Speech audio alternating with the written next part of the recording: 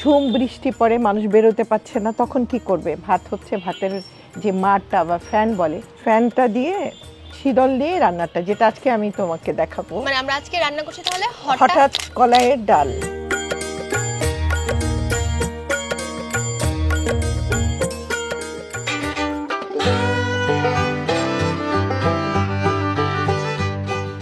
পেলকা, শোলকা, ছ্যাঁকা, আমার মতে এই নামগুলো আপনাদের কাছেও বেশ নতুন মনে হতে পারে।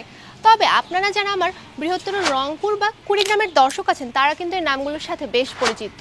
হ্যাঁ, আমরা দীপ্ত টিভি আজকে চলে এসেছি কুড়িগ্রামে এখানকার বিখ্যাত খাবারগুলো আপনাদেরকে দেখাতে। এই মুহূর্তে আমি অবস্থান করছি জেমিন আন্টির চুলার পাড়ে এবং ওনার কাছ থেকে দেখব কুড়িগ্রামের কোনো বিখ্যাত একটি খাবার।